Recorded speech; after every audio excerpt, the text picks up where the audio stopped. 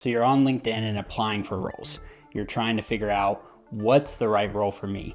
And you see senior directors, senior manager roles. For someone that's in their late 20s or early 30s, this seems like an impossible task because one, you don't have the years of experience because essentially you don't have the years of life and actually working in a career more than 10 years. Like me, it's a little daunting and it's something that you would look at and be like, I can't even apply for this because I haven't had that many years of experience. What they don't understand is that you do have the experience, but through skills that you've built quickly over time. And that's hard to portray on a resume or an application when they're just asking you about years of experience.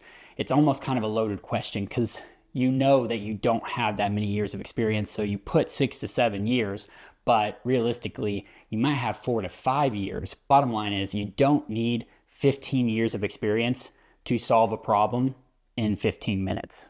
So there's a few myths when it comes to resumes. And right here, experience does not equal expertise. Just because someone has so many years of experience doesn't mean they're actually qualified for that higher level role. Similar, time in role does not equal the ability to solve problems. There's a lot of individuals that say, hey, I've been here for so many years, so I need to get the promotion, right? It doesn't work that way because it doesn't mean that you've been in this system or this job for so many years that you're actually qualified and ready to move to that next level. And if you're someone that's on the bottom level, being able to make that jump quickly isn't about how much time you need to put into the system and into the job in order to rank up to that higher level position. Bottom line, skills is greater than a title. Titles change from literally every industry. And some people that are senior managers here, but senior managers in a different category, different vertical, doesn't mean that they're actually the same senior managers, that they have the same qualifications, just like directors, SVPs, VPs, all that stuff. It depends on the size of the company and what the infrastructure of the hierarchy of roles looks like. And what are those roles and responsibilities that are equivalent to those actual titles? It can change literally anytime. Really, the titles are just names. They're not really anything that should be held to a monetary standard. It's more of your skills. What skills are you bringing to the table to be able to build up into that career? This really isn't rocket science. It's just a little bit of field research and actually going through these issues. I've been laid off. I've been interviewed by high-level individuals, as well as worked in corporate industries and worked in small startups and mom and pop shops. All of these things that I'm telling you right now are applicable to either or industry or size of the business. Let me show you this 4-step framework that has taken me from foundational level and just getting the job to actually getting promoted and getting a new title, new position, new roles and responsibilities, and more salary. So I broke it up into a quad diagram. Essentially, it's SPQV: speed, persistence, quality, and value.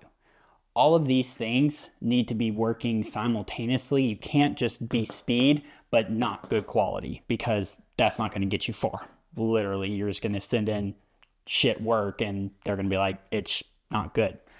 Persistence. You can't be speed, but not persistent, meaning that you're speed in certain projects and then other projects and other campaigns and other things you're working on, you're just nowhere to be found. And people are like, can I depend on this person? Can I depend on myself? I don't know, because you're not persistent. And then with all three of these, being able to provide value will just be an automatic output. The value is the byproduct of these three other diagrams, but together it actually makes it one simultaneous wheel that consistently works and continues to grow, not only for yourself as an individual, if you're applying all these things, but then the company starts seeing this and they're like, hey, this guy is very fast with his work, meaning that he doesn't lollygag, he doesn't waste people's time, he's persistent, shows up every day, gets the job done, is always on time for meetings, and being able to always be there for the team, you're persistent. Quality. What kind of work are you actually producing? Are you producing quality work? Is this work that people can actually build upon and be able to strategize off of? Or is it just like knocking out all this task? Great, but is that providing quality to not only your own career and your own personal development, but the team's development as well? And then value. What is the value that you bring into the table as an individual on that team for the company? I know it can be tough when you're trying to provide value and you want to be able to provide value for yourself, because everyone wants to feel valued. Everyone wants to feel validated. They want to feel like they belong and they need to be there. But when you're trying to go for that higher level role, you have to remove yourself from your own perspective and then think from a manager or someone that's willing to promote you. What is their perspective? What are you bringing to the table for them that provides them value? That could be time, that could be your quality of work, that could be are you reliable? Are you showing up for the team? Are you showing up for yourself? And then what value are you bringing to the overall company? And if you're bringing all four of those things over time, I can't say there's, and if you're bringing all four of those things to the table, you will be promoted. And it's not going to be a question of, is this person right for the promotion? They're going to actually look at you and say, hey, let's have a conversation. There is this other higher level role. We are looking to outsource it or to find someone outside the company to come into that role, but we think you should be able to build into this role. The next point is systems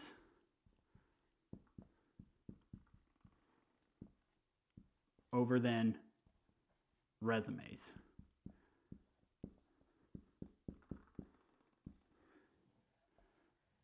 The reason I say systems over resumes is because resumes are just words. These are things that you've done in your past, but what are you currently doing?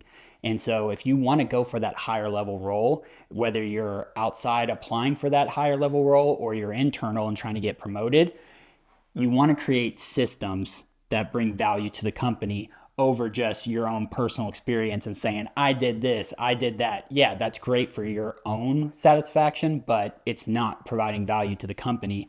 The reason that this is such a big deal is because resumes are just a list of words and past stuff that you've done. Systems actually help you grow and help the company grow. Systems solve problems. This is just for your own personal satisfaction. Because at the end of the day, you're trying to help solve their problems.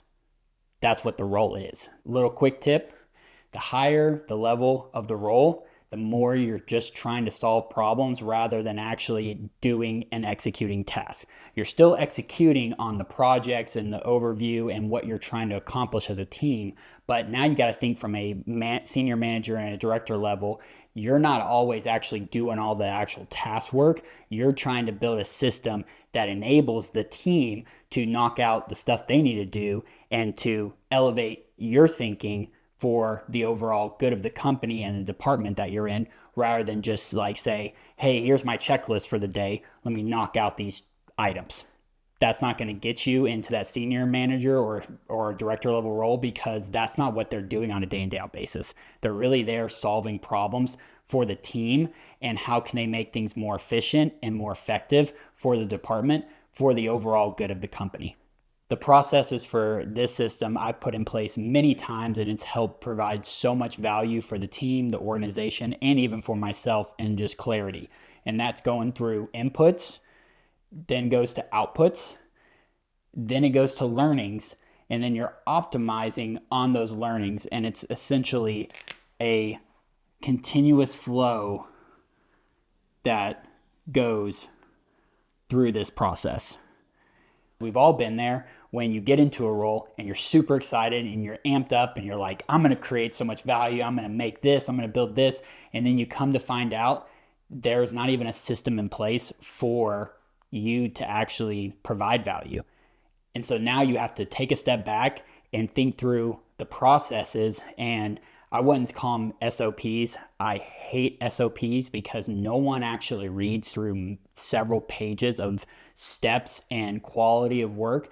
You really need to lay it out for the team, and that is communicating different for every team. As a good leader, you communicate effectively to each team member. and not everyone communicates the same. Some people need that direct conversation within 5 minutes. Hey, this is what you need to do, fix it and make it better. Awesome. Other people, they need the pat on the back. They need that team morale. They need a leader to actually help them along that journey and set up those check-ins, set up those value points, or what I call milestones with a team, and being able to actually see how they work and how they work best, because not everyone's going to work the same way.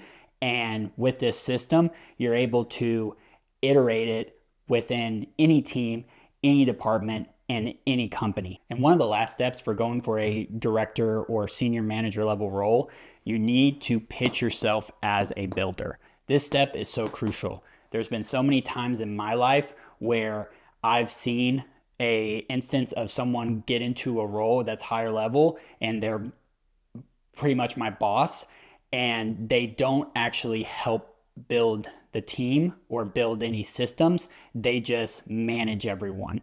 And no one likes to be micromanaged. I mean, I don't like to be micromanaged. Maybe you do, but I don't.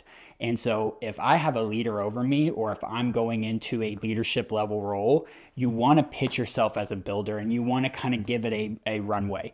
So 30, 60, 90 is 30 days, 60 days, 90 days out. This is how you can lay out your growth and how you're going to actually help build value within the role.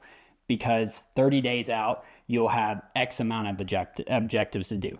60 days out, you'll have X amount of objectives that you've done and accomplished, and you're learning from the first 30. And then 90 days, usually 90 days is like a review or a performance feedback or something, to be able to say that this person in this role is helping provide this much value to the company. And you have to pitch yourself as a builder. You can't just say, I help manage people. That's part of the role. Like, that would be me coming into McDonald's and saying, do you guys know how to make burgers? Duh, they do, because that's what they are known to do, and that's what they are supposed to do. Well, as a leader, you need to be a builder. You know, not only for yourself, but for your team and for your company. Someone who is providing value and building the team and the company. So all of this on the whiteboard can prepare you for a higher level role. But this right here, the pitch yourself as a builder, comes back to you communicating effectively and knowing who you're going to be communicating to for that potential role, and what are they looking at? What are they trying to solve for problems? And then be able to pitch yourself within the framework of that person, not for yourself. For you to come in and try to rewrite all the systems and the processes because this is how you've done it in the past might not be applicable to what you're actually doing now and what the team uses, because the team might work one way and have been told this way. And for you to come in and try to rewrite everything, that's going to put this builder phase even farther back. Like, now you're looking at 120, 160, 180 days out, because they know the first 30, 60, 90 is just you putting all your new systems in place and not even knowing if it's going to work until the team is able to provide value within that 90 to 120 day window. Now, that person that's overlooking the team is going to have to take a step back and say, I don't know about this person, because it's going to put us even farther back in what we're trying to accomplish. So don't do that. Improve on the systems that are already in place. And if the system is just trash, provide a case study and showcase why it's trash. Don't just say it's trash because I don't use that system and I've never used that and this is how I've done it and this is how it's going to work. That's a no-go. Like, don't do that. That's immediate. Like, go back to your seat. We'll try to find someone else that's a better candidate for this role. So segueing from pitching yourself as a builder and utilizing tools, that's where this next part, skills for tech tools. There's been so many times that I've been in a role and showcased a tech product that we're going to use for a process, and none of the team knows how to use it or how to build on it or how to do anything. So if it is a brand new system and a brand new process and a new tool that no one's used, you have to think as a leader, I've got to train these people in order to know how to use this tool. And so if that's videos, if that's sitting by their desk and actually walking them through that, you have to bake all that time in as a good leader, because that's going to take time and it depends on how quickly you can do that. So what I would always say is understand the tools that they are currently using in the role, or what you're currently using if you're in the company, and be able to build processes on top of those. And if those systems and tools do not work well, then again, provide a case study or analysis to show the pros and cons and say, hey, this is what's working currently for the team with this new system. This tool doesn't do that. You're not just going to teach yourself. If you're in that kind of level of role, you're teaching other people how to use it. So again, back to the communication, you have to communicate effectively, and not everyone is on the same wavelength when it comes to knowing how to use this tool. So be able to break it down and to explain it to someone that has never used it before. Some of the best advice I've been given, especially about this, is when you're communicating, make it as simple as a third grade reading level. Now, I know that sounds really low, but you need to be able to communicate effectively. And if that's at a third grade level, it's pretty much understandable by anyone in the organization or company. So make it that way. Make it to where I have never used the platform. What do I even open? How do I create a task? How do I track this? And be able to dumb it down to where it's very simple and quick in speed, but it's understandable. All right, I'm starting to sweat a little bit. Been talking for a while. Hopefully this is helpful. What it comes down to is you don't need 10 years of experience. You need 10 years of insights that are packed into one.